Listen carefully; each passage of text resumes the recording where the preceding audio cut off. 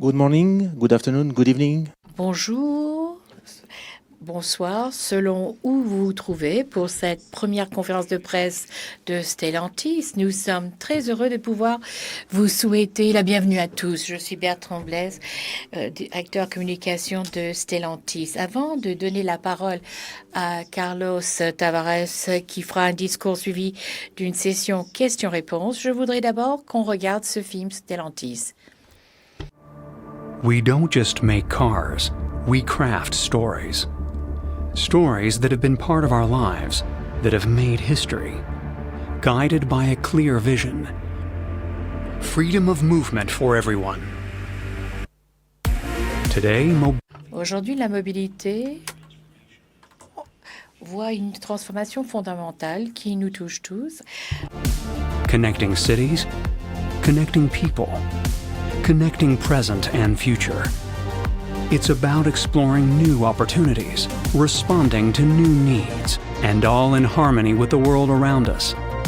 In this new era of mobility, it's not about being the biggest, it's about pursuing greatness. That is why we, a diverse and talented group of 400,000 men and women, working in 50 countries around the world and powering iconic vehicles and mobility brands with millions of ideas, unbounded creativity, enormous passion, and a competitive spirit, are committed to pursuing new horizons and shaping a better world for the generations to come. We are combining our strengths, talents, and experience to provide our customers and society with the most distinctive, appealing, versatile, and sustainable range of mobility solutions. Because today is where we anticipate the needs of our customers and where tomorrow's solutions are conceived. And we know that together we can create a better future. Today is the first day of our new story. Stellantis. Pursuing greatness. Siamo Stellantis. Somos Stellantis. Je suis Stellantis. Siamo Stellantis. Siamo Stellantis. Wir sind Stellantis. Jesteśmy Stellantis. Eحنا Stellantis. We are Stellantis.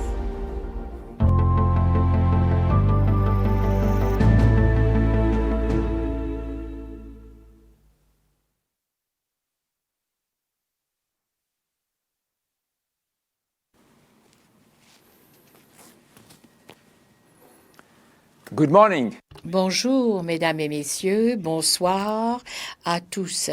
Bienvenue à cette journée Stellantis, premier jour.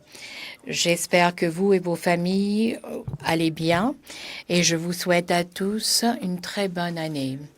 Aujourd'hui, c'est le premier jour du groupe Stellantis et je voudrais bien sûr vous souhaiter la bienvenue.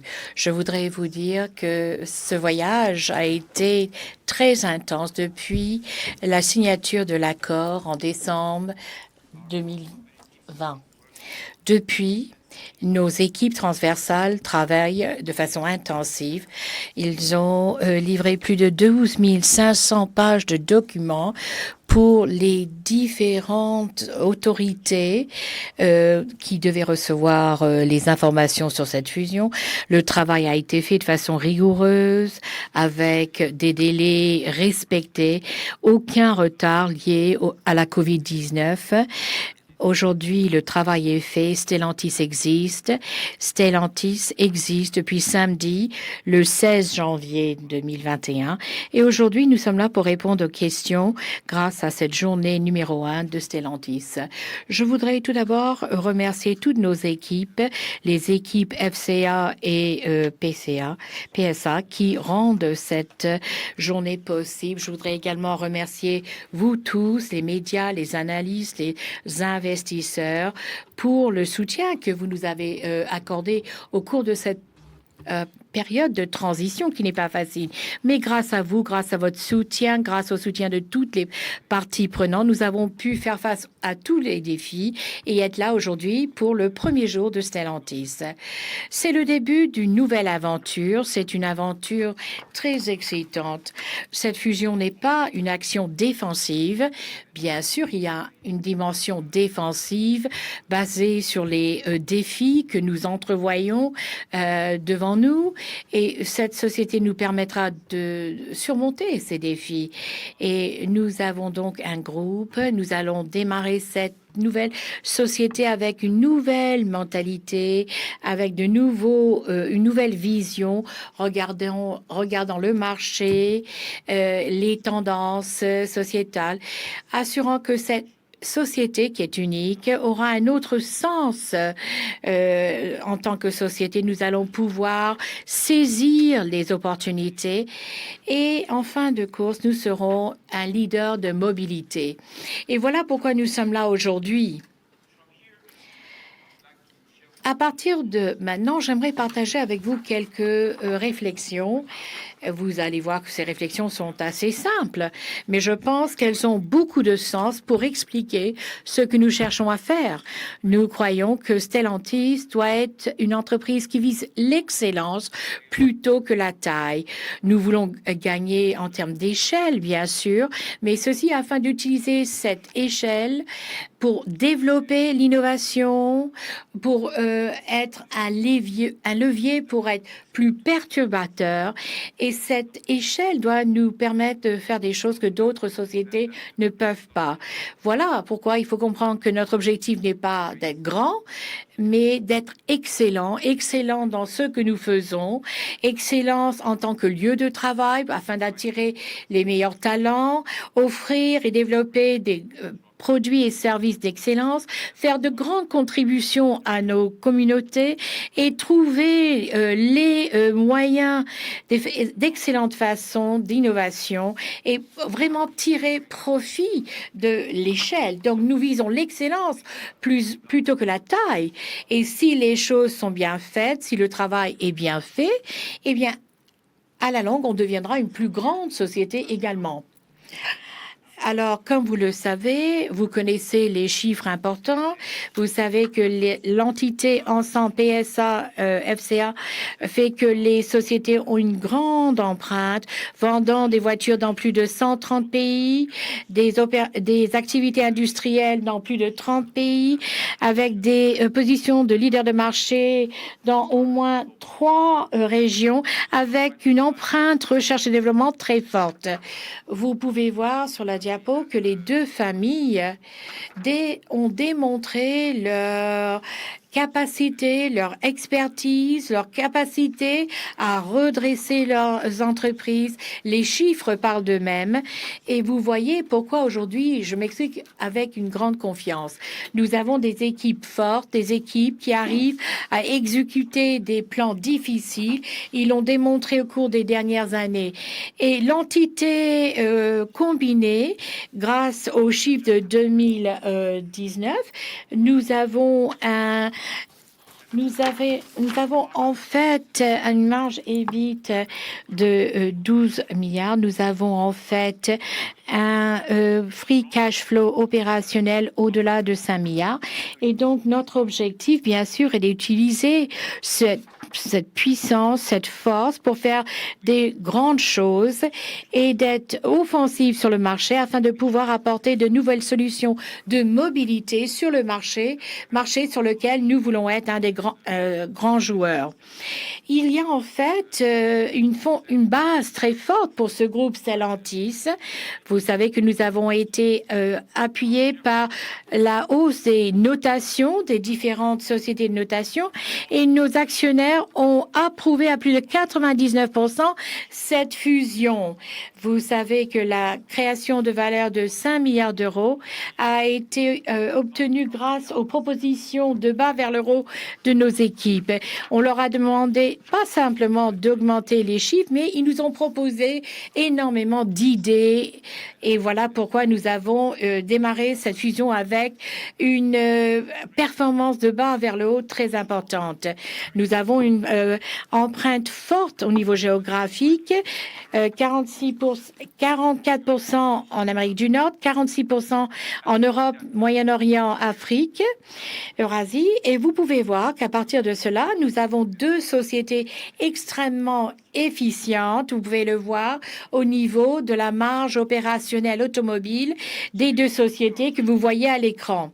Si on continue cette aventure, nous savons que les 5 milliards d'euros de synergie proviendront de deux sources principales. Tout d'abord, au niveau de synergie en termes de produits, nous voulons être intelligents dans la façon que nous utilisons nos actifs ingénierie. Nous allons être intelligents en termes d'achat. Nous allons avoir une bonne position afin d'améliorer la compétitivité coût de tout ce que nous achetons. Nous savons que 80% de nos achats sont en fait les coûts variables qui sont les achats extérieurs. Donc, il y a en fait 80% des synergies totales qui seront obtenues après 4 ans. Donc, aujourd'hui, je suis très confiant, très motivé parce que, oui, nous allons livrer ces 5 milliards d'euros de synergie et 80% sera possible dans les premières 4 années. Et cela veut dire que nous aurons un cash flow net positif dès la première année. Nous avons un coût total unique de 4 milliards d'euros, mais nous allons essayer d'optimiser ce chiffre en avançant. Et cela veut dire que nous allons avoir une création de valeur de 25 milliards d'euros, qui est la base de cette fusion. Vous savez que nous avons donc établi notre mode de gouvernance, chose qui a été présentée au vice-président et à l'équipe de direction. Et nous avons une organisation basée sur une matrice, les régions, les fonctions et les marques. Je crois que nous avons en fait une façon très raffinée de gérer notre business. Cela est basé sur 9 comités principaux que vous voyez à l'écran. Avec ces 9 comités, nous pouvons prendre toutes les décisions pertinentes d'une société telle que la nôtre de façon professionnelle, de façon concentrée et rapide. Et cela nous permettra d'avoir une exécution en ligne avec les objectifs. Vous savez que nous pensons qu'une société telle que la nôtre doit avancer ainsi. Nous allons utiliser cette famille élargie pour un benchmarking interne significatif. Nous allons exploiter la diversité de nos effectifs. Nous n'avons pas une seule culture. Nous allons justement utiliser cette diversité de nos talents qui sont excellents, qui viennent d'horizons différents. Et chacune doit rester ce qu'il ou elle est aujourd'hui, parce qu'en fait, c'est à moi, c'est mon travail d'utiliser au mieux cette extraordinaire diversité de notre entreprise afin d'offrir aux clients des propositions excitantes. Nous pensons que cette diversité est réellement une force. On peut comparer notre diversité à la diversité ou la non-diversité de certains concurrents. Je pense que le fait d'avoir une société très diverse aujourd'hui est une force parce que le monde aujourd'hui est très différent, difficile parfois à comprendre. Et avec un groupe de personnes très diverses dans l'entreprise, on pourra comprendre ces différents lieux de façon plus précise. Conséquence, vous avez ces 9 comités différents. Je ne vais pas en parler davantage. Vous pouvez toujours poser les questions tout à l'heure. Nous allons continuer à rechercher l'excellence dans la performance et l'opération. Et nous allons nous assurer que dans les comités, il y a une discussion ouverte sur les questions stratégiques. Nous allons ouvrir la porte à beaucoup d'innovations perturbatrices et c'est cela que nous allons pouvoir vous présenter plus tard dans la stratégie à long terme de Stellantis. Je voulais dire également que nous avons à l'avoir un grand groupe, plus de 400 000 personnes, plus de 150 nationalités. Nous allons vraiment mettre la valeur sur la performance, l'efficacité, l'efficience, faire les choses bien, toujours concentré sur la performance, toujours avec un esprit compétitif, démontrer que nous sommes une meilleure équipe que les équipes de nos pairs. Et c'est là que nous voulons être aujourd'hui, parce que nous comprenons que cette fusion doit être aussi offensive que défensive, et cela basé sur les défis que nous connaissons déjà. Mais nous savons que ce n'est pas qu'une question de surmonter les défis déjà visibles. Ce n'est pas qu'une question d'être excellent en termes d'une mobilité zéro émission, les véhicules autonomes ou connectés. Non, il y a également le fait d'être provocateur en termes de nos modèles de business, d'innovation. Nous savons que nous devons aller plus du côté technologique de la société, et en passant de ce côté, il va falloir des innovations technologiques sont nécessaires, et nous allons utiliser notre diversité et notre empreinte géographique extraordinaire pour avancer dans cette direction. Et je répète, je pense que la diversité de nos collaborateurs sera une des forces de l'entreprise. Donc, un esprit compétitif, la diversité.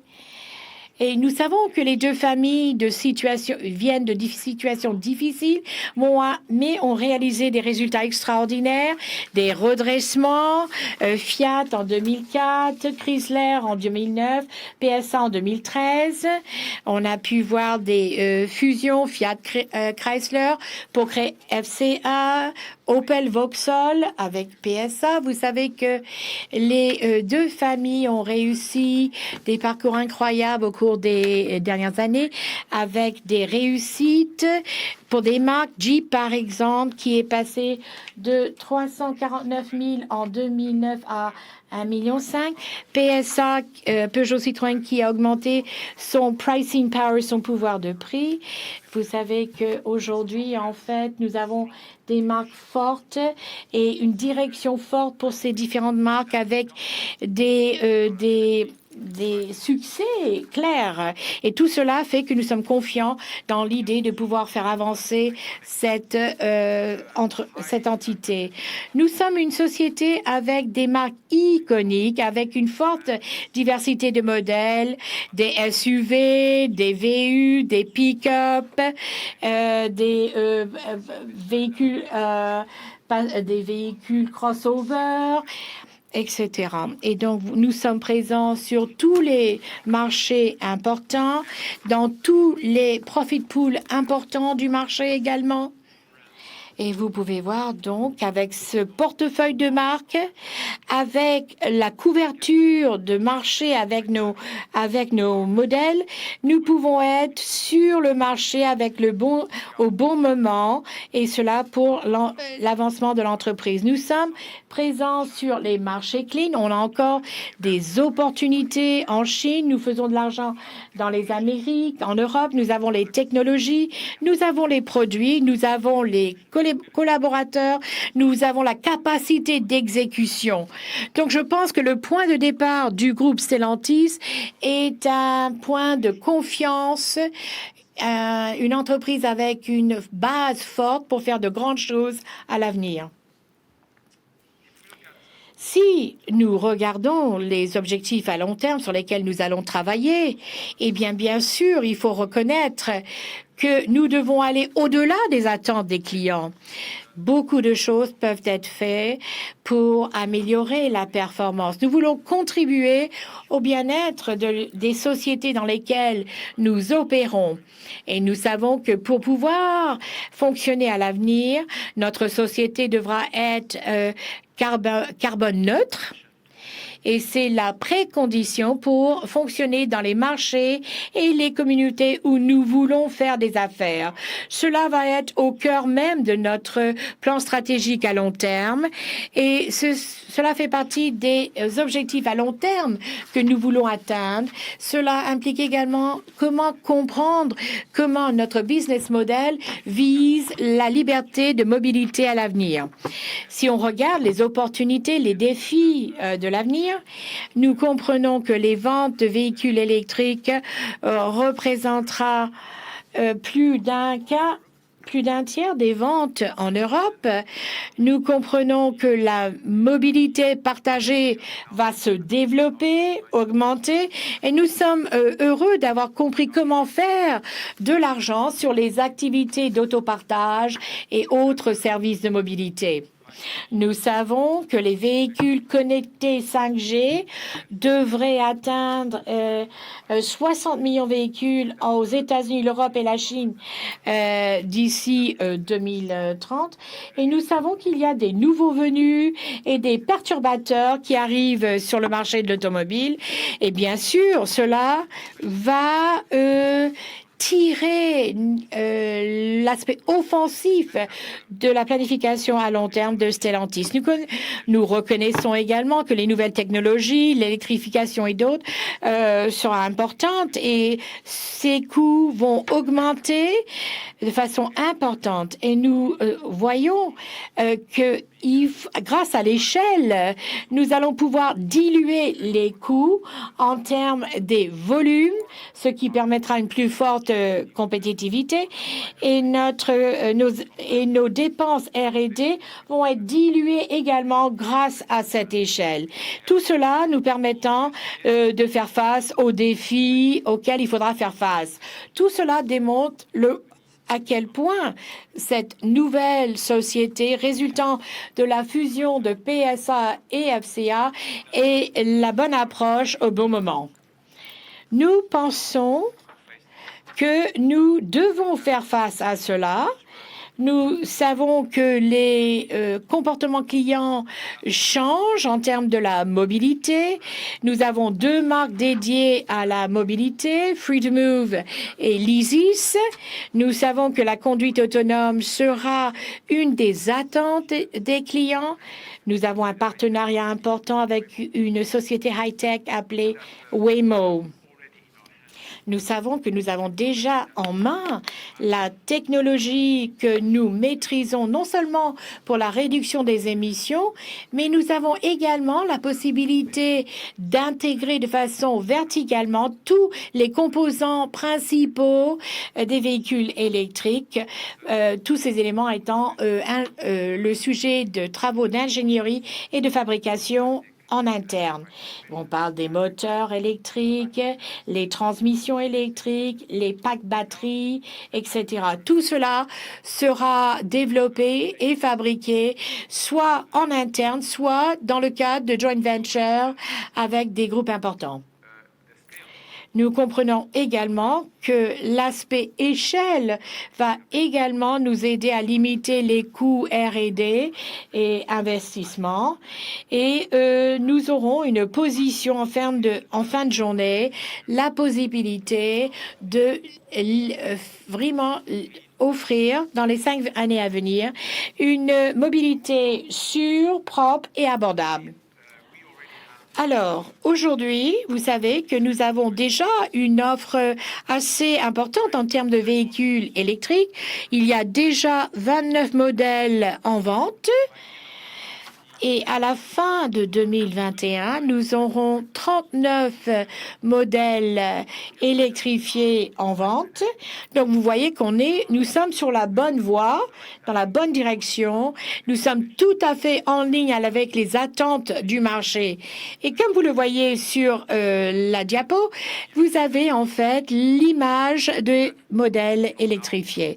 Et vous pouvez être rassuré que tous les modèles lancés entre maintenant et 2025, il y aura une version électrifiée afin d'appuyer la tendance marché. Le défi aujourd'hui, bien sûr, ce n'est pas l'idée d'avoir un véhicule électrifié.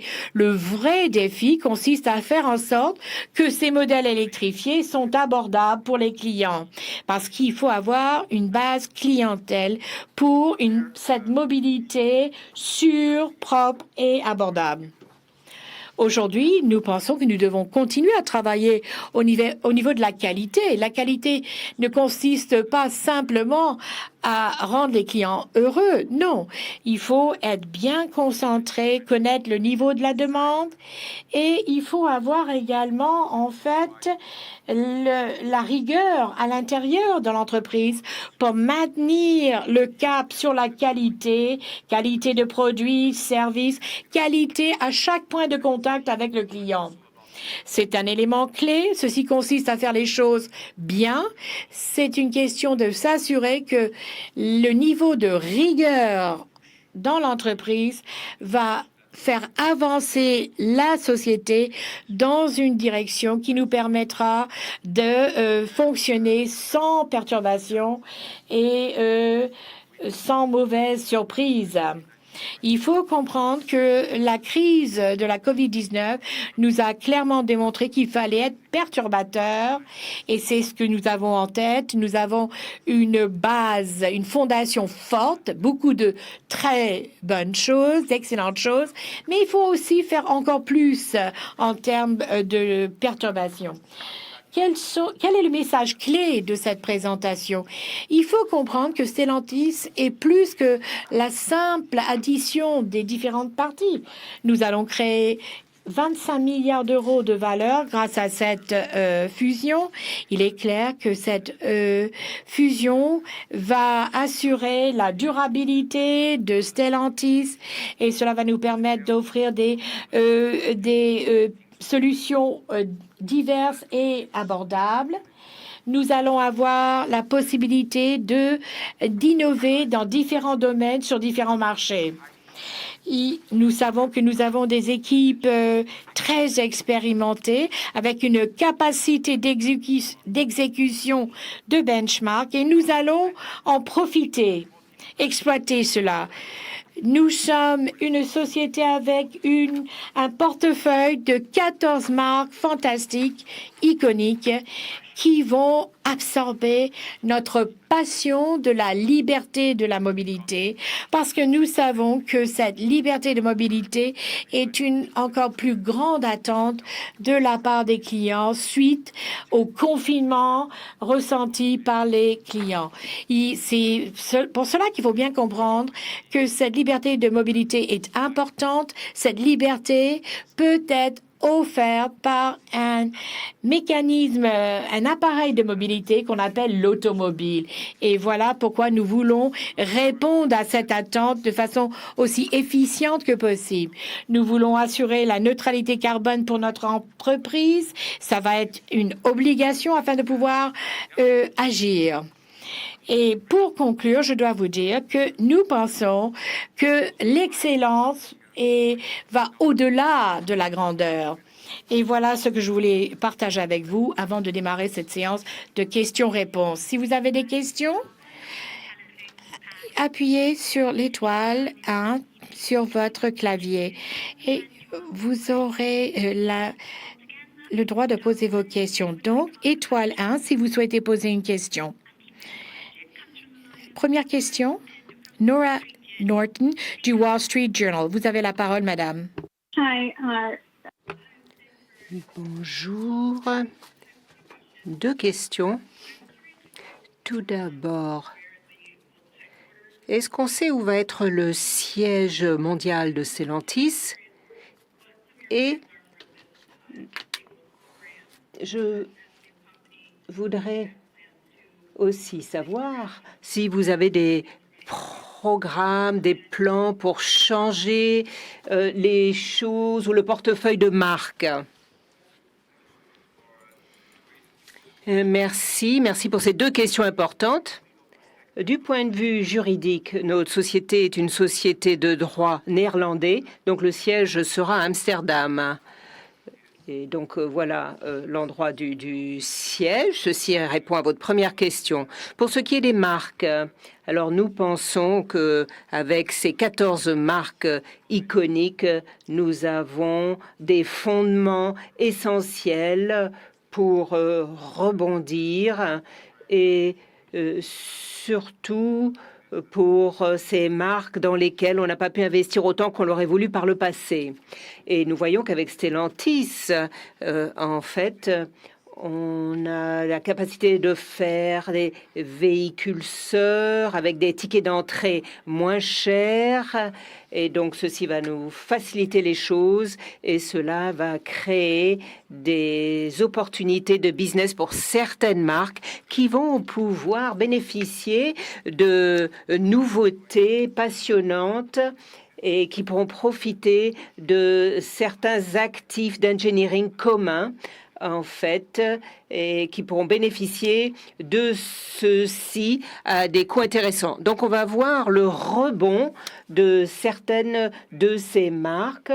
Alors, il faut aussi comprendre ce que représente la marque, où est son positionnement, est-ce qu'on s'adresse vraiment aux bons clients avec telle marque, est-ce que l'orientation qu'on veut prendre est bien claire. Et pour soutenir toute cette clarification, ces éclaircissements qui vont être faits par les CEO des différentes marques, ceci, en fait, permettra de faire les choses de façon plus efficace. On pourra avoir des véhicules sœurs, mais bien différenciés, même si certains composants que les clients ne voient pas sont des composants à très fort volume. Donc, en fin de compte, les marques vont avoir des occasions de rebondir, d'investir plus grâce à l'efficacité qu'on met en place et qui nous permettront d'obtenir toutes ces synergies. Donc, nous sommes d'ailleurs très excités de toutes ces choses. Nous voyons que beaucoup de choses qui n'étaient pas possibles de faire quand on était séparés et indépendants, les choses deviennent plus réalisables, plus en fait abordables dans le cadre de Stellantis. On voit aussi que nous avons une position forte aux États-Unis avec une part de marché au-dessus de 12%. Et pour l'instant, nous pensons qu'il faut se centrer sur une croissance rentable de ces marques avant d'introduire une marque en plus. Mais on verra à l'avenir. Rien n'est définitif dans ce domaine. On verra s'il y a des possibilités ou pas. Pour l'instant, on considère qu'il vaut mieux se concentrer sur ce qui marche déjà et se concentrer sur une croissance rentable comme nous l'avons fait jusqu'à présent sur le marché américain. Donc, à ce stade, nous n'avons pas pris de décision définitive pour la marque Peugeot aux États-Unis. Peugeot est très fort en Europe, au Moyen-Orient, en Afrique. Nous sommes très présents aussi en Amérique latine et nous allons continuer de faire cela au niveau de ces régions. Merci. Question suivante, Guillaume Gilles de Reuters. Bonjour, Monsieur Tavares, vous m'entendez? Oui, oui, je vous entends. Deux questions. La première, comment arriver aux synergies de 5 milliards? Vous allez peut-être réduire les postes redondants suite à cette fusion. Et deuxième question sur la Chine. Est-ce que vous prévoyez un nouveau partenaire en Chine ou allez-vous vous concentrer sur la marque Jeep, peut-être pour vous développer en Chine? Merci pour ces deux questions. Je vais commencer par la question des postes, des emplois. Je crois que ce qu'il faut voir, la réalité, c'est ce qui aurait été vraiment dramatique pour les emplois. Ça aurait été une situation dans laquelle on n'aurait pas pu fusionner. Je crois que la fusion de PSA-FCA est un bouclier, une protection justement qui nous protège des problèmes justement de sociaux ou d'emploi. Si vous n'avez pas une échelle suffisante, vous ne pouvez pas offrir une mobilité sûre, propre et abordable.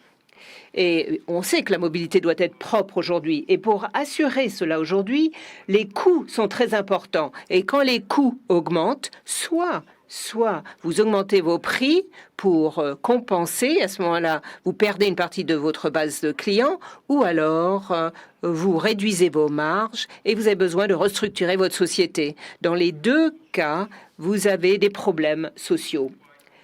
La raison pour laquelle Stellantis est un bouclier contre ce genre de situation, c'est parce que Stellantis nous donne l'échelle qui nous permet de diluer les coûts d'investissement, de recherche et développement, de les diluer sur une base plus large.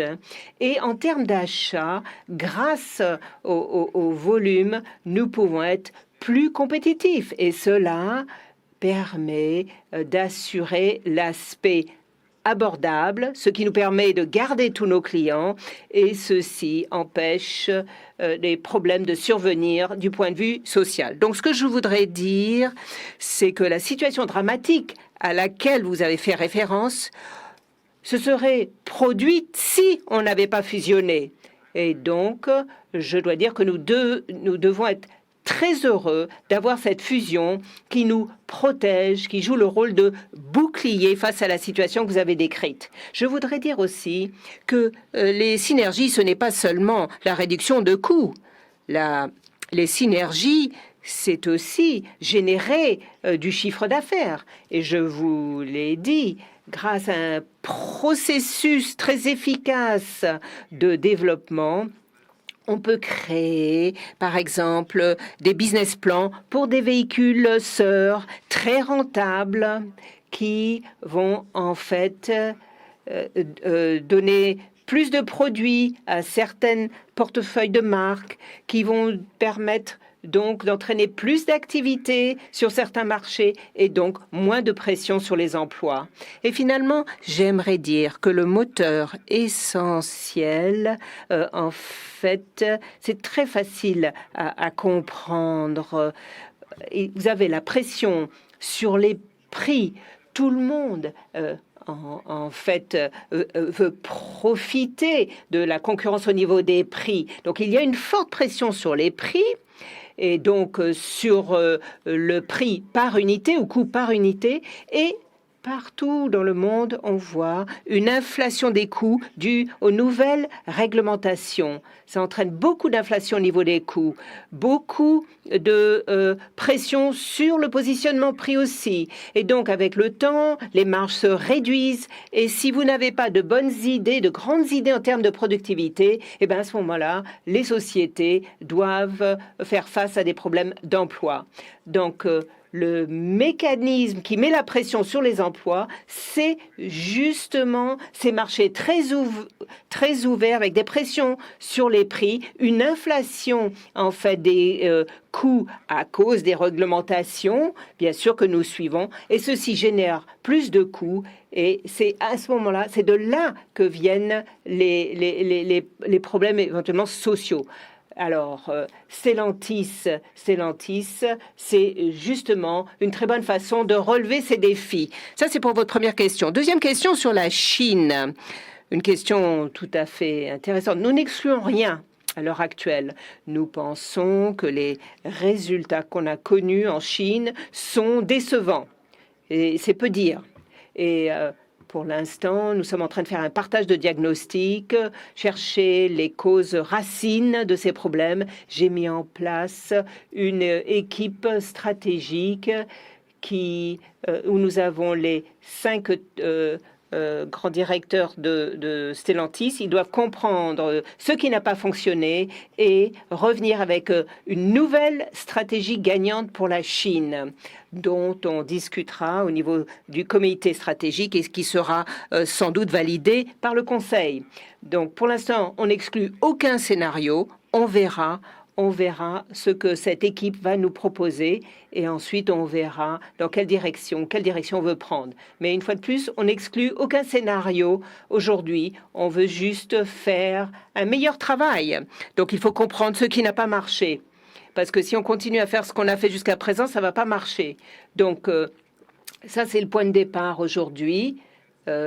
Si on n'a pas réussi jusqu'à présent, il faut changer quelque chose et il faut voir les différentes approches qu'on pourrait avoir. Donc voilà où nous en sommes aujourd'hui pour la Chine. Question suivante de Pedro Automotive. Bonjour, Monsieur Tavares. Deux questions aussi.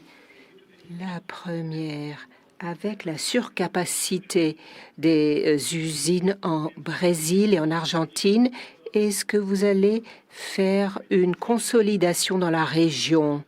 L'autre question, pour le Brésil et l'Argentine, combien de temps est-ce que ces pays peuvent survivre en matière d'automobile, à part bien sûr avec les véhicules électrifiés?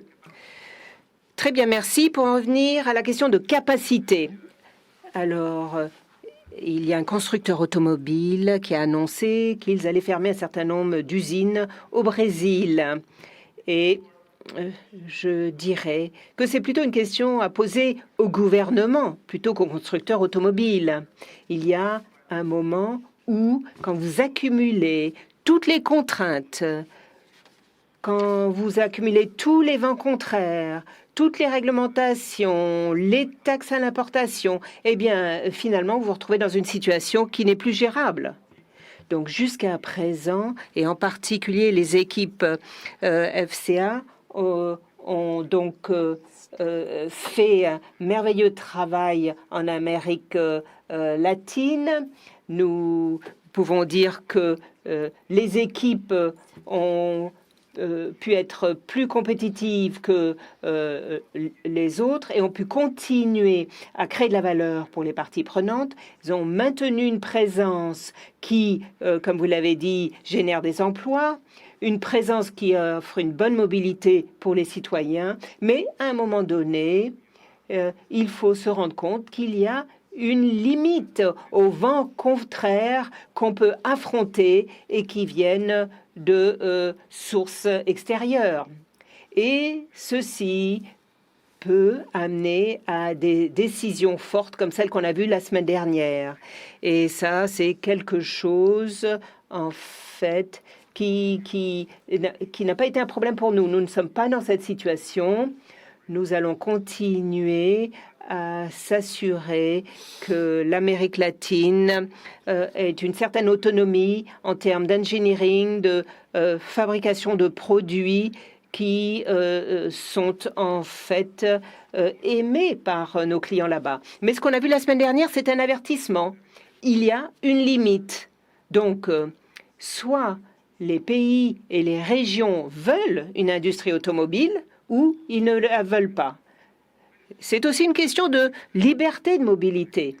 Est-ce que dans un pays, dans une région, on veut protéger la liberté de mouvement en offrant en fait des solutions sûres, propres, abordables? Ça, c'est notre responsabilité éthique. On a travaillé dur pour faire cela. On continue de pousser les limites autant que nous le pouvons, mais il y a un moment où les vents contraires peuvent être trop forts. Pour l'instant, ce n'est pas le cas pour nous. Nous avançons, nos équipes se sont montrées très résilientes, se sont montrées très compétentes, une grande expertise. On veut les féliciter, mais on ne sait pas ce qui peut se passer à l'avenir. Il faut garder à l'esprit que toute société a ses limites.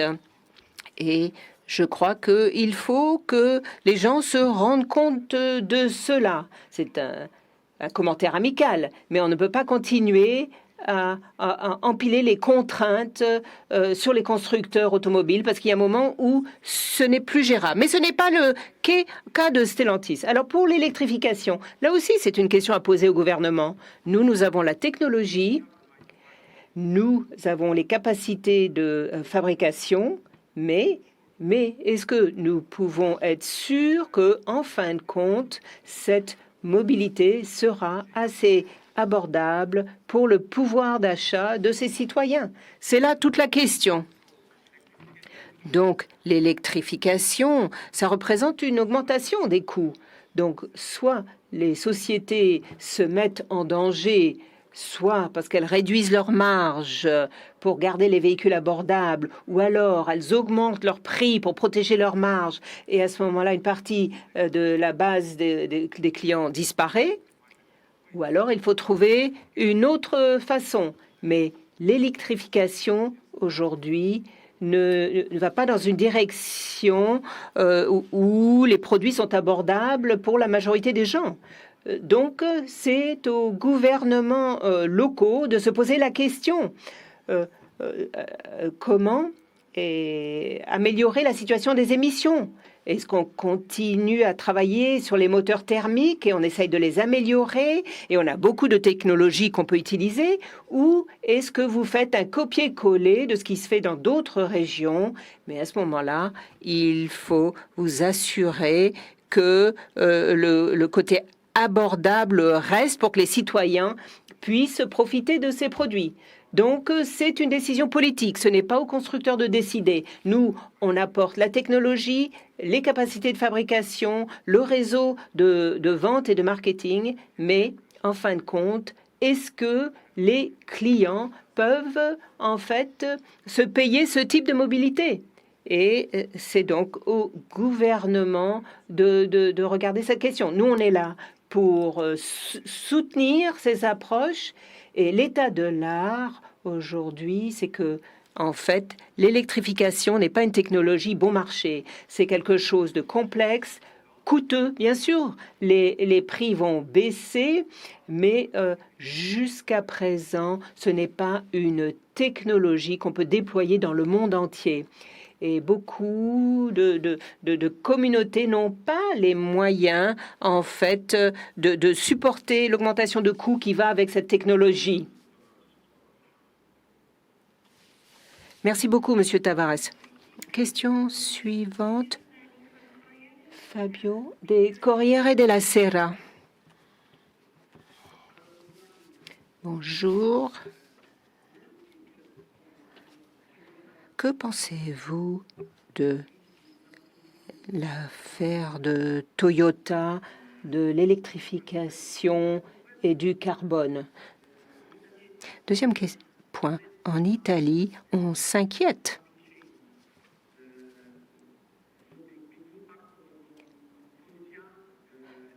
Il y a la question de Forestia. Et on s'inquiète aussi des synergies qui vont venir dans les années à venir. Merci. Tout d'abord, sur les EV, donc les véhicules électriques. Alors, ceci n'est pas nouveau pour nous.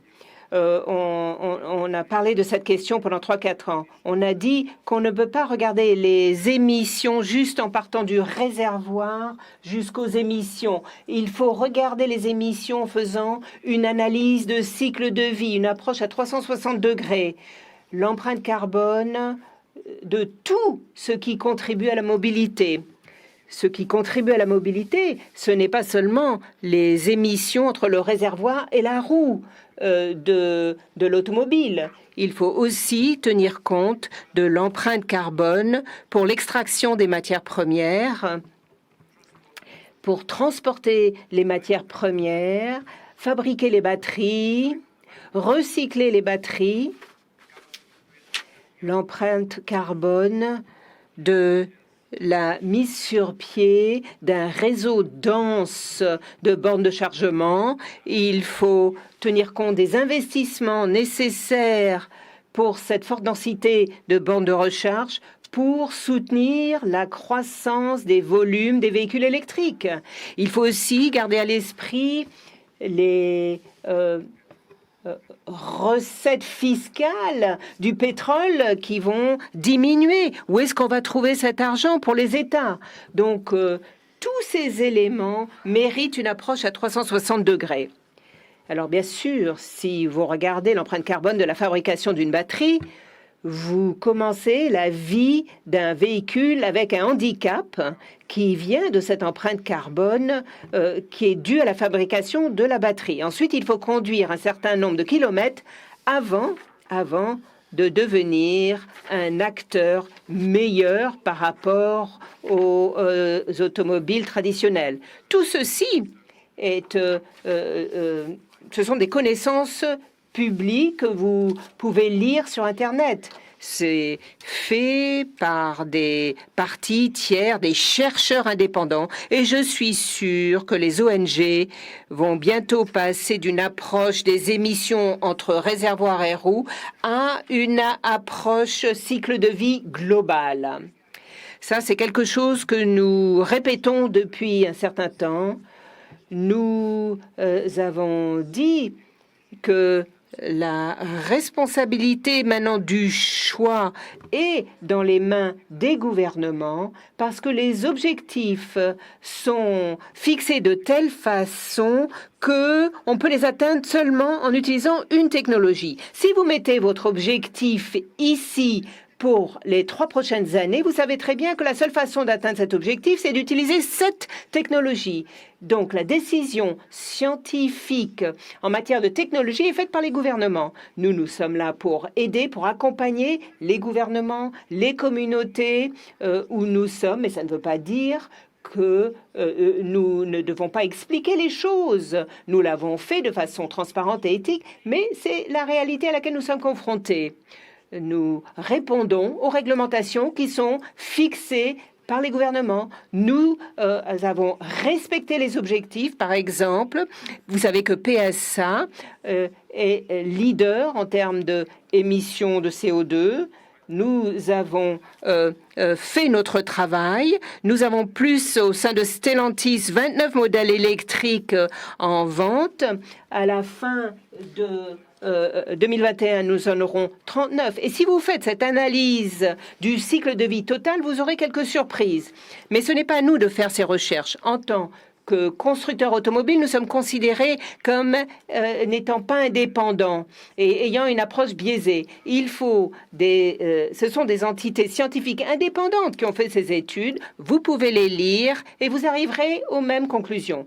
Donc, je crois que nous allons aller justement vers des approches scientifiques beaucoup plus rigoureuses en se basant sur le cycle de vie complet. Et on va mettre plus l'accent sur l'empreinte carbone liée à la fabrication des batteries. On mettra plus l'accent sur l'empreinte carbone de la création de l'énergie ou l'électricité pour charger les batteries. Donc, on va regarder de plus près l'énergie, on va regarder de plus près la fabrication de ces batteries. Et en fin de compte, est-ce que c'est vraiment la meilleure façon et la moins chère d'aller vers une mobilité à zéro émission? C'est plutôt au gouvernement de poser la question. Nous sommes là pour offrir les solutions. Nous proposons différentes solutions, ce qui représente de grands investissements. Maintenant, la question pour l'Italie. Alors, la bonne nouvelle pour l'Italie, c'est que Stellantis joue le rôle de bouclier. Stellantis, en fait, amène plus d'efficacité, d'efficience grâce aux synergies qui vont permettre au business plan des différentes marques de s'améliorer. Donc, grâce aux efficacités et synergies de Stellantis, grâce à l'effet volume, grâce à la capacité de Stellantis de faire des véhicules sœurs avec des tickets d'entrée inférieurs, il y a plus de possibilités de faire des modèles économiques pour des modèles qui, jusqu'à aujourd'hui, ne pouvaient pas voir le jour parce qu'ils n'auraient pas été rentables. Mais avec Stellantis, avec les synergies, ces modèles peuvent devenir rentables. Et donc, nous pourrons en fait, les réaliser. Donc, une fois de plus, cette fusion joue le rôle de bouclier pour protéger les activités des centres de fabrication plutôt que un risque pour les gens qui sont peut-être anxieux, inquiets de la création de cette nouvelle entité. Une fois de plus, c'est un bouclier qui vous amène un effet volume, un bouclier qui vous permet d'avoir plus d'efficacité, des tickets d'entrée plus bas et donc plus de possibilités pour des modèles qui n'étaient pas rentables ou qui ne pouvaient pas être rentables, mais qui pourraient l'être grâce à ceci. Et c'est vrai aussi pour l'Italie. Donc, mon avis tout à fait sincère, c'est de dire que Stellantis est la réponse. C'est une solution plutôt qu'un problème. Et je crois que nous avons démontré ceci très clairement ces dernières années. Je suis très confiant. Est-ce que ça va être facile? Non, non.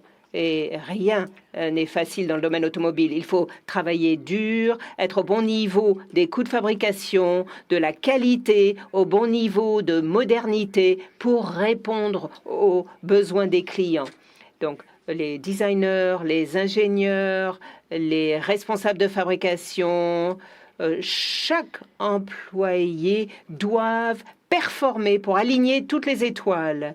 Et en fin de compte, on satisfait les clients avec des véhicules, un service de bonne qualité. Si on fait tout cela, tout ira bien. La question suivante.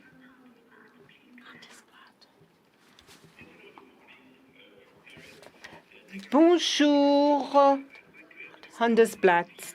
Une question sur Fiat.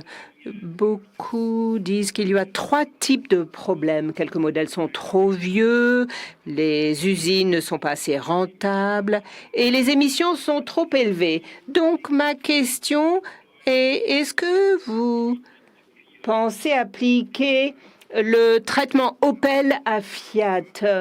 Par exemple, des plans de départ volontaires, utiliser les plateformes de PSA, arrêter certains modèles. Merci. Merci pour vos questions. Je crois que nous avons en fait des réponses très claires à votre question. Tout d'abord, il est clair que si nous devions considérer que il fallait avoir des modèles Fiat plus jeunes, alors nous avons les bons outils pour faire cela en termes d'efficacité des tickets d'entrée, les questions de coût, volume, compétitivité. Et voilà pourquoi je suis très confiant que nous allons trouver un moyen rentable pour fabriquer des produits Fiat à la fin du compte, comme on a pu le faire pour fabriquer une nouvelle Corsa rentable qui enregistre un grand succès en Allemagne. Et si je me trompe pas, ils vendent plus de véhicules qu'un de nos meilleurs compétiteurs allemands. Donc, si on devrait pouvoir faire ce qu'on fait pour la Corsa aujourd'hui pour des modèles Fiat, et je pense qu'on pourrait le faire dans le cadre de notre business plan. Mais il faut bien sûr travailler. C'est la direction dans laquelle nous allons travailler. Deuxièmement, cette direction implique qu'il va falloir soutenir cela avec un certain niveau d'efficacité et d'efficience au niveau des usines italiennes. Je pense qu'ils peuvent le faire parce que tout d'abord, ils souhaitent le faire et deuxièmement, parce que nous allons faire un benchmarking en interne qui va leur donner un certain nombre d'orientations qui pourra les aider à augmenter à la fois la qualité et les coûts en même temps. Je crois que c'est possible. Je ne crois pas que c'est une question de nombre d'effectifs. Je crois que c'est une question de façon de fabriquer les véhicules. Et je crois que c'est quelque chose que nous pouvons proposer avec une plus grande société telle que Stellantis parce que nous avons ces benchmarks. Nous pouvons leur donner le comment atteindre les chiffres. On peut faire des copies-collées et les personnes peuvent s'inspirer des expériences qui ont réussi jusqu'à présent. Enfin, la question des émissions. La situation est différente par rapport à celle d'Opel en ce qui concerne les émissions. Pour Stellantis, nous n'avons pas de problème de conformité en termes d'émissions CO2. Donc, en fait, il ne faudra pas faire ce qu'il a fallu faire chez Opel, où il a fallu arrêter un certain nombre de modèles parce qu'ils n'avaient pas une bonne performance CO2. Et ça a été en fait le résultat d'une mauvaise et une planification insuffisante du portefeuille CO2 dans le passé. Alors, avec ce que nous avons fait chez Opel, avec les nouvelles technologies d'électrification, après le succès de l'Opel Corsa, il y a la Mokka, en fait. Donc, il n'y a pas de problème émission chez Fiat. On peut faire en sorte que les synergies permettent au plan business de décoller avec de nouveaux modèles. Et nous avons beaucoup de bonnes pratiques qu'on peut copier pour améliorer l'efficacité et l'efficience de l'usine de façon sportive, de façon positive. Et je pense que nos amis italiens vont vraiment vouloir montrer qu'eux aussi peuvent atteindre ces performances. Voilà ma réponse à vos questions. Et d'ici 2 ans, les certificats, en fait, vont arriver à leur fin. Donc, vous aurez un problème d'émission dans 2 ans. Non, non, je ne le crois pas. Et vous le comprendrez très rapidement grâce aux produits que vous allez voir apparaître sur le marché. Je peux vous rassurer que nous serons en conformité CO2 pour les 3 à 5 années à venir. Autre question, la question suivante. Tom Krisha, APP Detroit. Bonjour, merci de prendre ma question. Si je comprends bien, je voudrais un éclaircissement par rapport aux 3 questions précédentes. Donc, vous n'avez pas de projet d'éliminer des marques et il n'y aurait pas de réduction d'effectifs en démarrant. Votre diapo disait que 40% des 5 milliards d'économies seraient au niveau de l'ingénierie, la fabrication et les plateformes. Comment, en fait, économiser 40% sans des réductions de salaire? Vous avez 3 à 4 centres d'ingénierie et vous avez une capacité de fabrication non utilisée en Italie. Eh bien, vous savez que votre question est très importante et je voudrais être très respectueux ici. J'aimerais vous dire que notre engagement en ce qui concerne cette fusion, c'est que nous n'allons pas fermer des usines à cause de la fusion. Je veux vous dire que lorsque nous avons repris les opérations Opel-Vauxhall, qui étaient dans le rouge depuis 20 ans, nous avons redressé la société en 18 mois pour faire de l'entreprise une société très performante, rentable. Elle avance dans la bonne direction et vous avez raison de dire qu'on veut préserver les marques parce que nous pensons que les marques sont un actif important de la société. Et voilà pourquoi nous ne voulons pas mettre en question les actifs forts de l'entreprise. Donc, il faut clarifier les positionnements marques pour les années à venir, savoir qui on cible en termes de communication marketing pour assurer le décollage de notre business plan avec des bons tests d'effort pour être sûr qu'on ne soit pas trop dépendant de volume. Tout cela, c'est quelque chose que nous faisons de façon régulière pour toutes les marques. Et je crois qu'on a la capacité de faire cela. J'ai expliqué à un de nos collègues il n'y a pas longtemps le mécanisme qui fait qu'on met de la pression sur les emplois.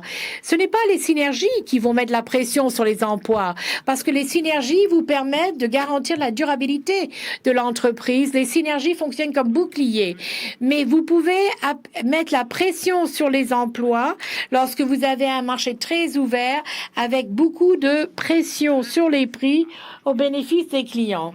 Et lorsque vous ajoutez de plus en plus de restrictions, de réglementations strictes qui en fait mettent de la pression sur l'entreprise et réduisent les marges. Si vous ne pouvez pas compenser ce rétrécissement des marges avec la compétitivité, alors là oui, vous ne pouvez pas réduire les coûts et les emplois sont à risque.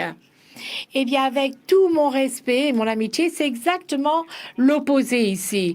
Si vous voulez protéger les emplois, vous avez besoin de cet effet échelle pour que vos achats soient compétitifs en termes de coûts. Vous avez besoin de l'échelle pour diluer les CAPEX et les R&D liés aux nouvelles restrictions, les nouvelles réglementations. Et il faut utiliser cela pour pouvoir accommoder les nouveaux objectifs sans détruire l'emploi. Je pourrais en fait élaborer cela pendant un certain temps si vous le souhaitiez, mais si vous me demandez comment on peut améliorer l'opérationnel sans fermer d'usine, eh bien, c'est une compétence compétitive de Stellantis. C'est une de nos compétences. Il y a tellement de choses à améliorer dans notre industrie. Qu'en réduisant la complexité de notre industrie aux emplois serait erroné. Bien sûr que les emplois font partie de cela, mais je vais vous dire autre chose.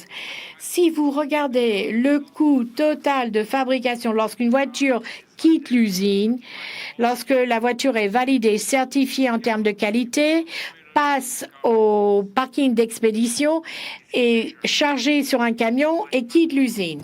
Si vous mesurez le coût total de fabrication de cette voiture à ce moment-là, alors il faut savoir que 80% du coût de fabrication, c'est en fait...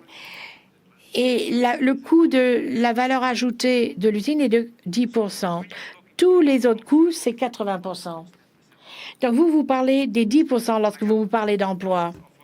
C'est-à-dire que j'ai des milliers de choses à faire pour les autres 90% du coût de fabrication pour améliorer la rentabilité de ma production.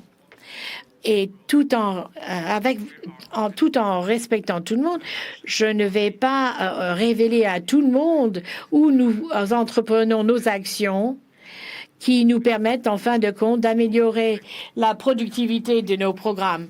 J'ai beaucoup de respect pour mes concurrents. Je sais qu'ils ont autant à faire que moi. Mais après, il y a la question de capacité d'exécution qui peut faire la différence en fin de compte. Donc, avec tous mes respects, je dois dire qu'il reste encore beaucoup de choses à faire dans une entreprise automobile que de réduire les emplois. Il est clair qu'à certains moments, on ne peut pas l'éviter. Mais il y a encore beaucoup de choses à faire avant cette étape. Et c'est pour cela que je dis que Stellantis est un bouclier. Next question. Jack Ewing, New York Times. Allez-y. Oui, bonjour, Monsieur Tavares. J'ai une question en ce qui concerne la Grande-Bretagne. Étant donné qu'un accord Brexit a été signé, comment cela va impacter la perspective de fabrication automobile au Royaume-Uni, par exemple Ellesmere, de Opel Vauxhall, et à plus long terme, est-ce que vous imaginez construire des véhicules électriques au Royaume-Uni, étant donné le problème de composants pour ces voitures? Merci pour cette question, excellente question. Tout d'abord, je dois dire que nous sommes soulagés de voir un accord Brexit signé. Il aurait été dramatique si cet accord n'avait pas été réalisé. Donc, je suis très content. Comme vous le savez, Pendant toute la période de négociation Brexit, nous sommes restés très calmes en espérant que pendant les négociations, ils arriveraient à un accord et qu'il y aurait les personnes nécessaires pour trouver l'accord. Bon, cet accord établit des jalons, bien sûr, des jalons concernant les règles d'origine. Vous savez que ces règles d'origine avancent dans une direction pour assurer que les produits vendus au Royaume-Uni ou en Europe, que les produits sont fabriqués au Royaume-Uni ou qu'un pourcentage, en fait, soit produit donc là-bas, la localisation, en fait, le contenu. Et je crois que c'est tout à fait sensé, c'est tout à fait en ligne avec la stratégie de Stellantis qui concerne l'ingénierie, l'investissement et la fabrication. Et cela des composants électriques en Europe. Moteurs électriques, des transmissions automatiques électrifiées, les packs batteries, les cellules de batterie. Nous avons investi dans tous ces composants et dans la fenêtre temporelle proposée par cet accord, nous avons trouvé les sourcings nécessaires.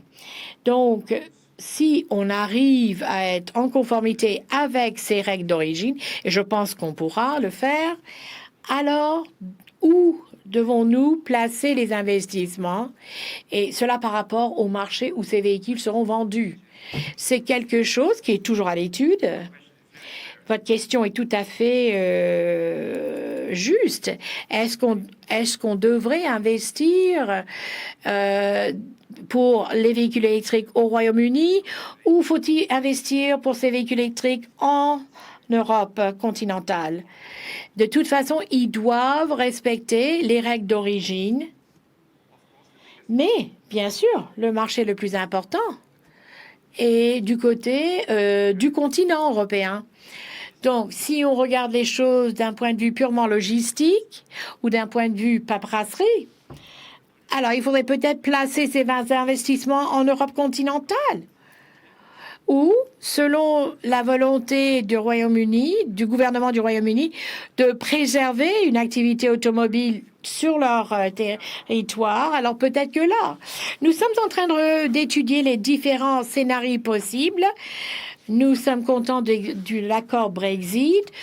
Nous félicitons ceux qui sont arrivés à cet accord. Nous pensons que c'est important à la fois pour l'Europe et le Royaume-Uni. Donc, nous étudions où placer ces investissements. Et en revenant à une des questions de vos collègues, il ne faut pas oublier que nous avons un actif important qui s'appelle Vauxhall. Vauxhall qui est très cher aux citoyens britanniques. Donc, il existe là un élément de réflexion stratégique. Nous n'avons pas encore décidé. Nous devrions pouvoir prendre une décision d'ici quelques semaines et à ce moment-là, la décision sera révélée publiquement.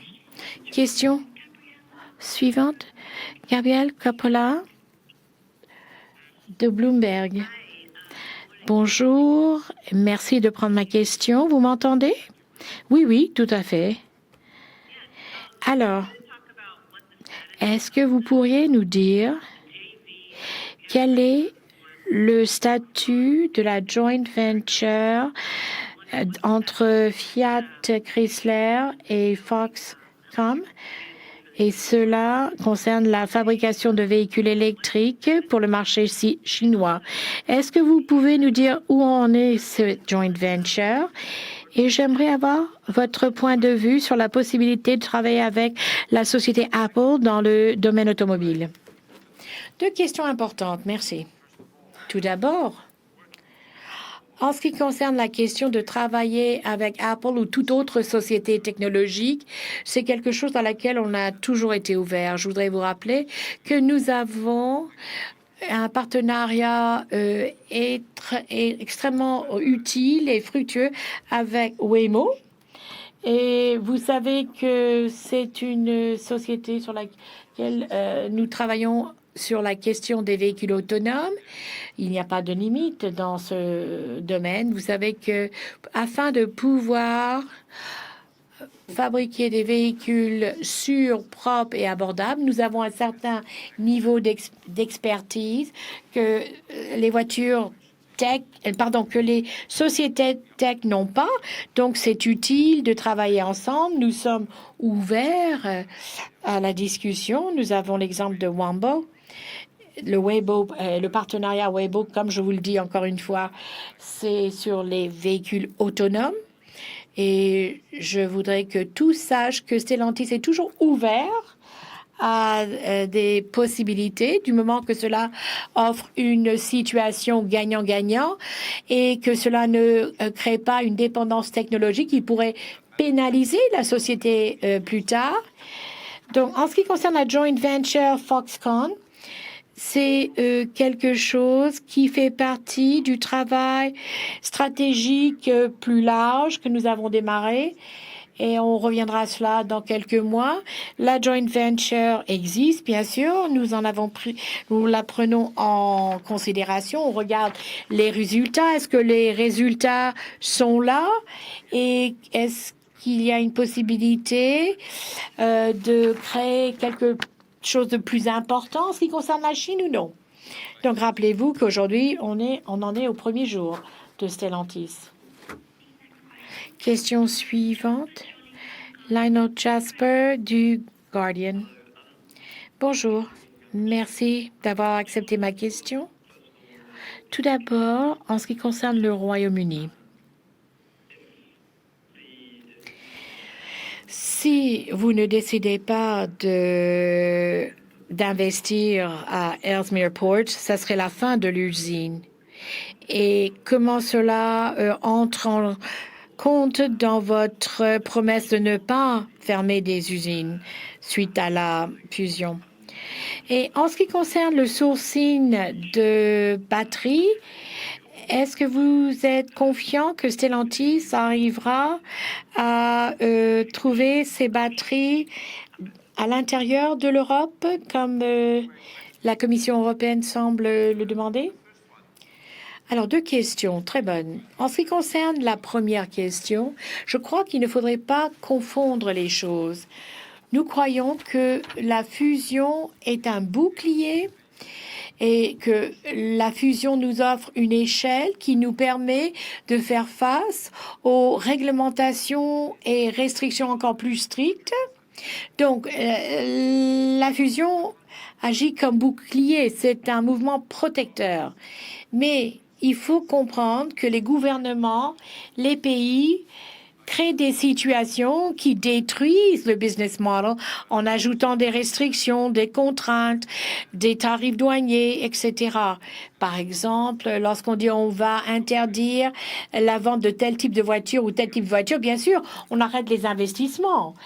Vous savez que lorsqu'on dit qu'en 2030, il ne pourra plus vendre des véhicules à moteur thermique au Royaume-Uni, on respecte cette décision, mais il est clair que nous n'allons plus investir dans les moteurs thermiques dans ce cas-là, parce que ça serait sans sens.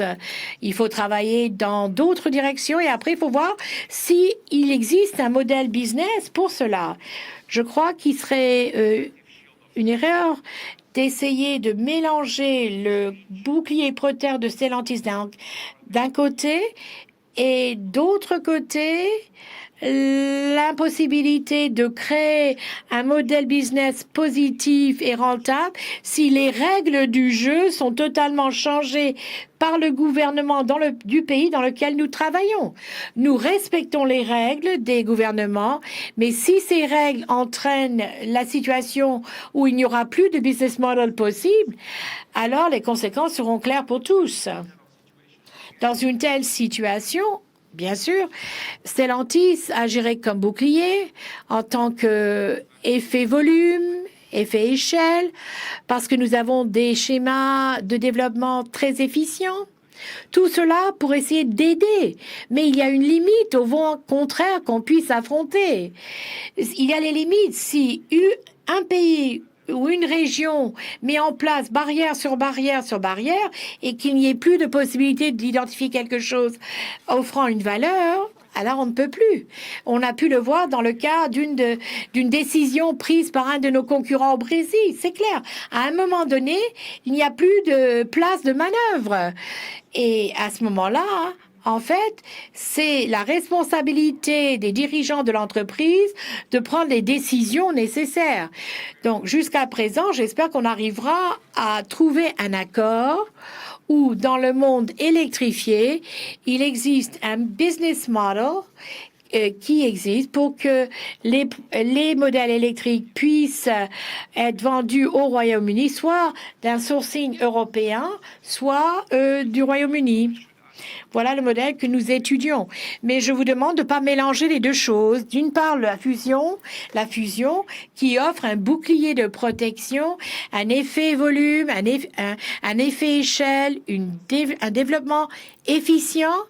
Et de l'autre côté, si vous changez les règles du jeu brutalement, si vous limitez les possibilités de business, alors dans le temps, oui, il y aura un problème. Et il faut le reconnaître. Et d'ailleurs, plus on applique des règlements restrictifs sur l'automobile, eh bien, les conséquences sont naturelles. À un moment du temps, il faut que la situation soit visible. Nous essayons d'éviter cette situation parce que notre responsabilité éthique, c'est de protéger nos collaborateurs et les citoyens et la liberté de mobilité de nos citoyens. Donc, lorsque vous décidez qu'il n'y aura plus de véhicules, de nouveaux véhicules à moteur thermique vendus au Royaume-Uni à partir de 2030, alors bien sûr, cela arrête tous les investissements sur les véhicules à moteur thermique immédiatement. Après, il y a la question des usines de véhicules électriques. Mais s'il y a un déséquilibre entre les volumes sur le marché du Royaume-Uni et les volumes sur le marché de l'Europe continentale, eh bien, il faut mettre votre investissement là où vous avez le plus fort volume vendu. Alors, qu'est-ce qui reste pour le Royaume-Uni? Vous savez, c'est pas de la science quantum, c'est du bon sens. Nous faisons de notre mieux pour discuter de cela avec toutes les parties prenantes, y compris nos partenaires au Royaume-Uni, pour voir comment protéger nos collaborateurs. Parce que nous respectons, nous aimons nos collaborateurs au Royaume-Uni. Ils ont fait des efforts extraordinaires pour survivre à cette crise. On les a appuyés. Beaucoup d'entre eux ont changé d'usine pour pouvoir faire face aux différentes charges de travail. C'est des personnes extraordinaires. Nous maintenons une très bonne relation et un dialogue avec les syndicats locaux. Ils comprennent ce que je vous ai dit. Et après, il faut que chacun accepte les conséquences des décisions prises. Voilà ce que je peux vous dire. Question suivante. Léo Klein. Bonjour, est-ce que vous m'entendez? Vous avez dit qu'il y avait encore beaucoup de travail à faire chez Opel, que tout n'était pas parfait, c'est vrai, c'est jamais le cas d'ailleurs. Mais à votre avis, qu'est-ce qu'il faut faire au niveau de cette marque? Vous avez parlé de Vauxhall. Qu'en est-il de la partie Opel? Et pouvez-vous plus précis, comment séparer cette marque des marques plus proches de Fiat et Citroën, plus proches de Opel?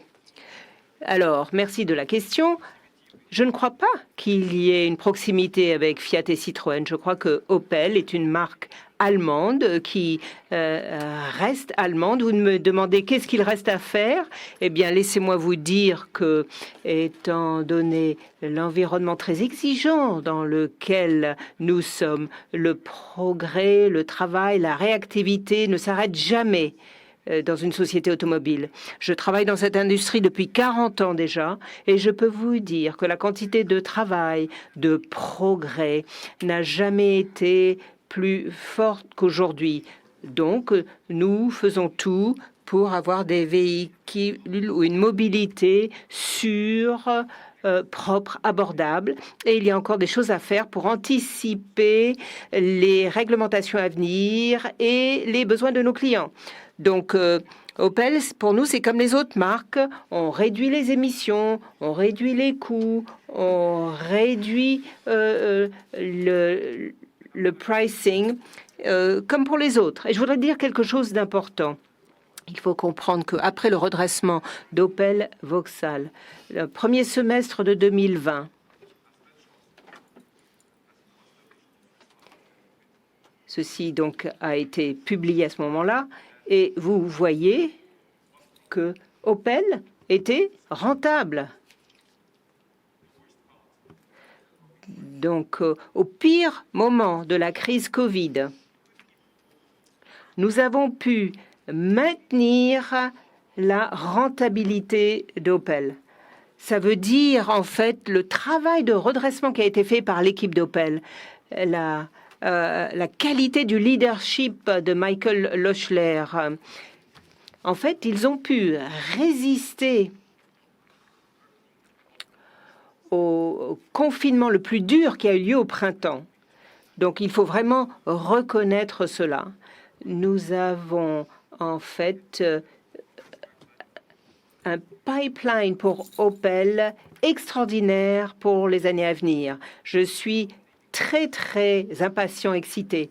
Non seulement nous avons de très belles voitures, mais qui ont la bonne technologie et le plan est bien nivelé. Nous avons un séquençage très bon, un rythme très bon. Oui, il y a encore des choses à faire, surtout à la rentabilité peut-être par unité, qui n'est peut-être pas la meilleure. Et on fait tout le temps des benchmarks entre les différentes marques. Et donc, on remarque quelquefois donc une rentabilité par unité qui n'est peut-être pas au meilleur niveau.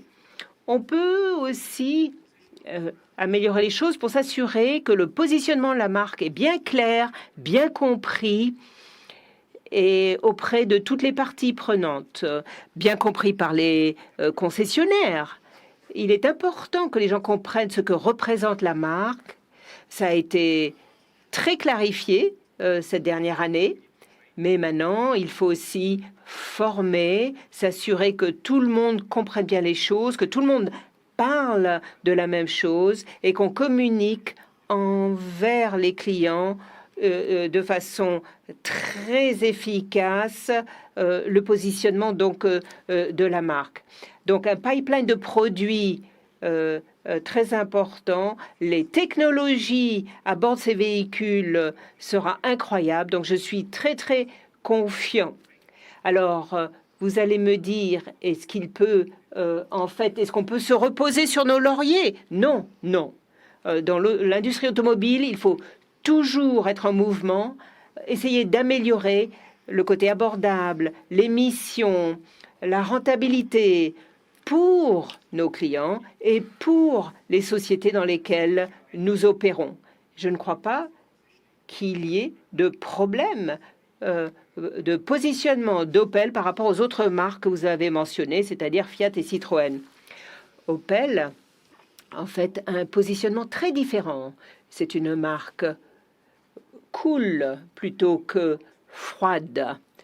Elle exprime des designs excitants et en fait met en œuvre de façon rigoureuse nos technologies.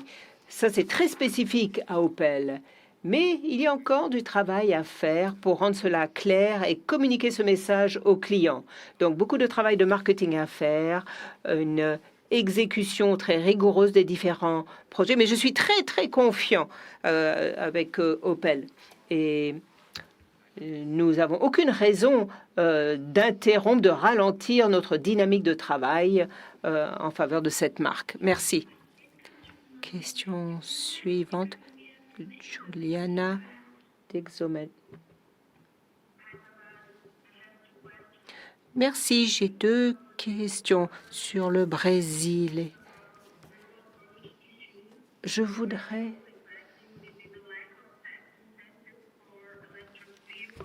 Est-ce que vous pouvez nous parler des véhicules électriques? Vous savez que dans ce domaine, on ferme 2 usines en ce moment. Et pour les concessionnaires, comment ça va marcher au niveau du monde? Comment est-ce que les marques vont pouvoir travailler ensemble pour les concessionnaires? Merci, merci. La fermeture des usines dont vous parlez là, il faut en fait poser la question à la société qui a fermé ces usines. Elles vont vous dire que le business ne marchait pas, n'était pas bon.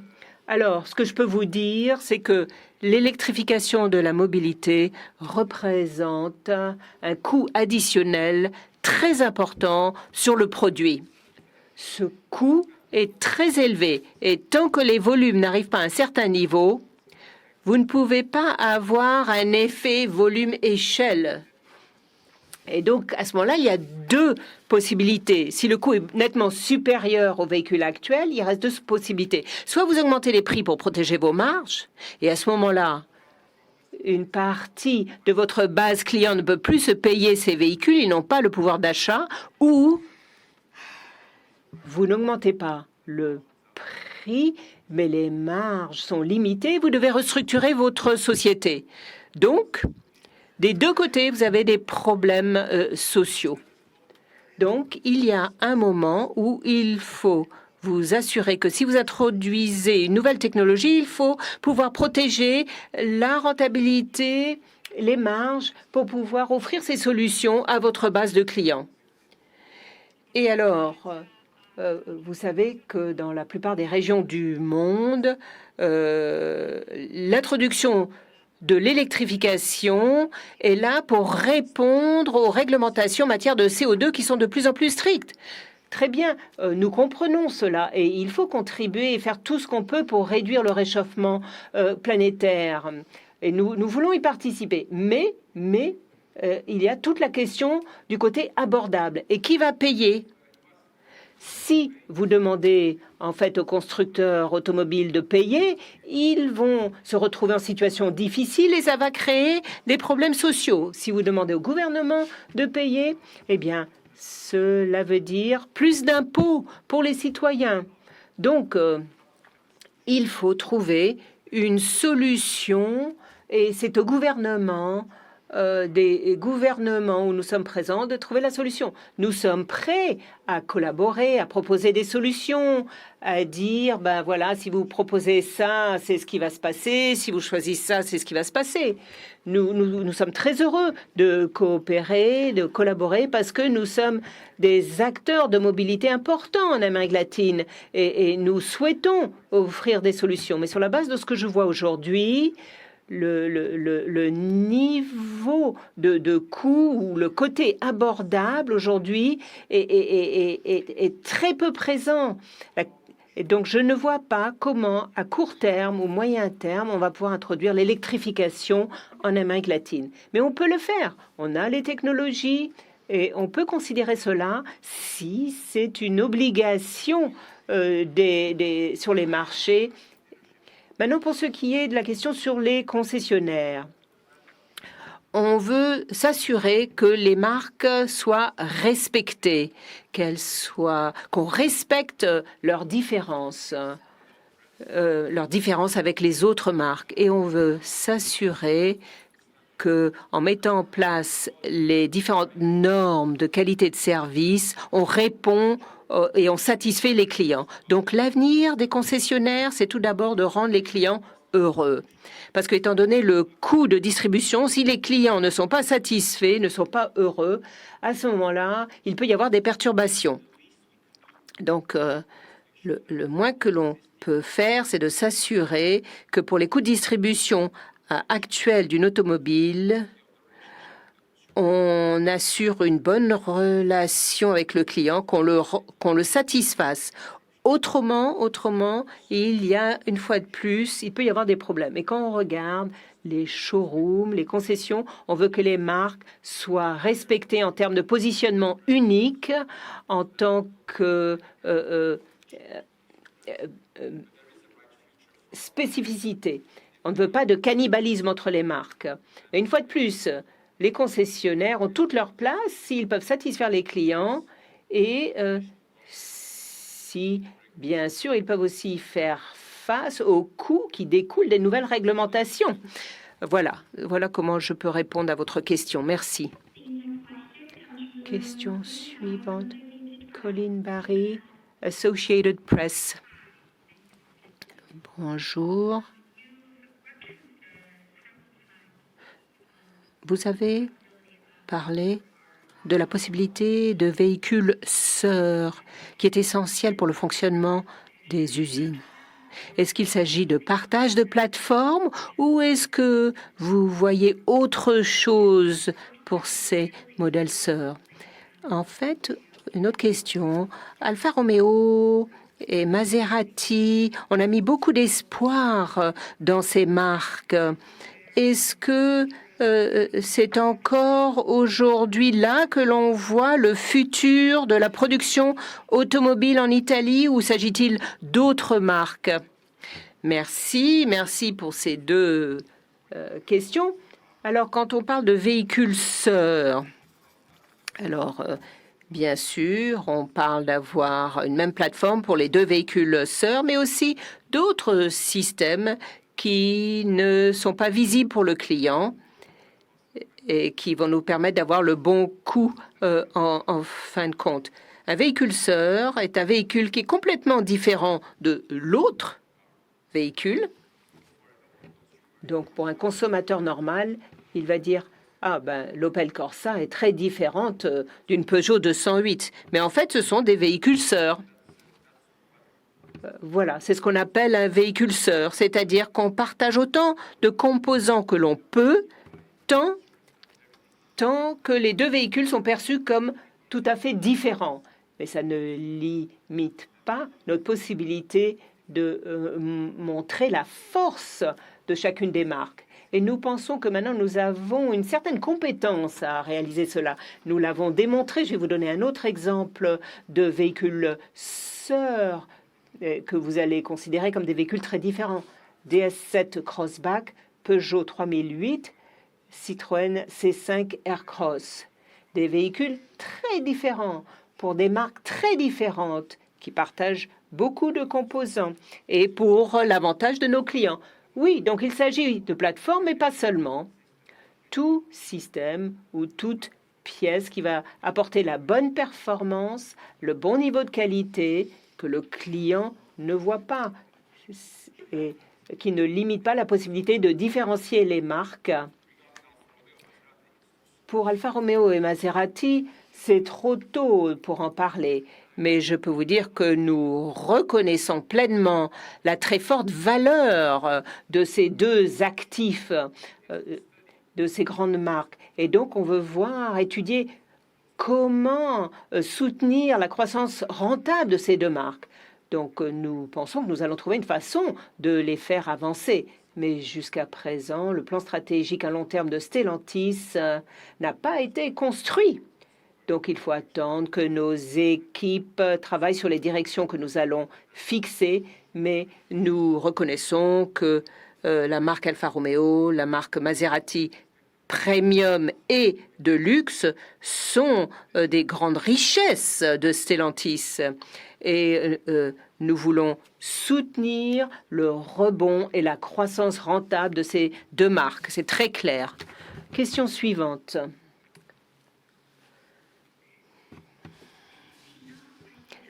Dernière question de Mike Whalen de CNBC. Merci. La plupart de mes questions ont trouvé une réponse, mais je me demandais, vous avez parlé de faire croître la société, même si vous dites que grand, c'est pas toujours la solution. Jusqu'où voulez-vous grandir, en fait?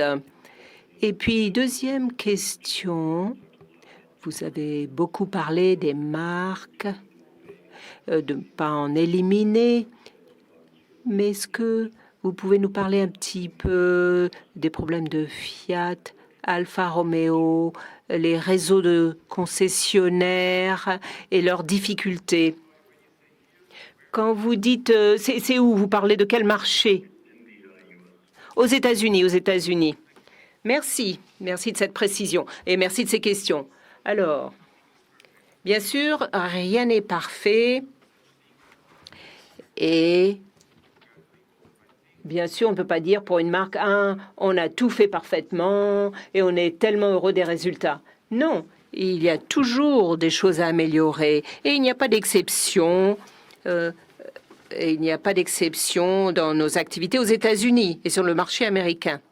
Nous avons remarqué que pour les marques européennes aux États-Unis, il y a des choses qu'on peut améliorer. Donc cela fait partie de notre plan.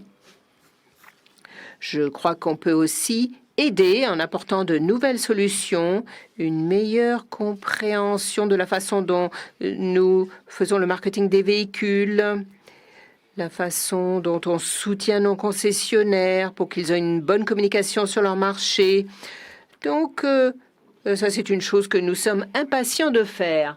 Et c'est la raison pour laquelle je disais à un de vos collègues, pour l'instant, nous ne pensons pas qu'il est nécessaire d'introduire plus de marques que celles qu'on a déjà aux États-Unis. Je crois qu'il faut d'abord se concentrer pour bien comprendre ce qu'on peut améliorer là-bas et à partir de là, rebondir vers quelque chose d'autre. Donc, nous sommes assez confiants de pouvoir améliorer les choses. Et une des choses que vous savez, bien sûr, c'est qu'avec la nouvelle administration Biden, il y aura sans doute plus l'accent sur les émissions. Et bien sûr, nous avons toutes les technologies qu'il nous faut pour aller plus vite vers le zéro émission. Et Stellantis va pouvoir contribuer à offrir aux clients américains des véhicules à plus faible émission. Et si nous pouvons faire cela, nous serons heureux. Et si on peut faire cela rapidement, avec les bonnes spécifications, ça sera bien. Donc, nous allons soutenir toute direction vers de plus faibles émissions. Si cette direction se prend, nous pouvons ou nous pourrons aider. Mais tout d'abord, on veut se concentrer sur les choses qui ne sont pas parfaites dans la façon de commercialiser les marques européennes aux États-Unis. Donc, il y a du travail à faire et nous pourrons revenir vers vous ultérieurement. Donc, merci. C'était la dernière question. C'était un grand plaisir pour moi de répondre à vos questions. Je suis heureux de voir l'intérêt que vous portez à Stellantis. Une fois de plus, souvenez-vous, Stellantis, c'est un bouclier, une opportunité pour une société durable, beaucoup plus qu'un risque. Nous, grâce à l'échelle, grâce à notre maîtrise de la technologie des deux côtés, grâce à la complémentarité géographique, à la complémentarité technologique. Donc, je crois qu'on offre un bouclier à nos parties prenantes, à tout le monde. Donc, je vous remercie tous et à bientôt.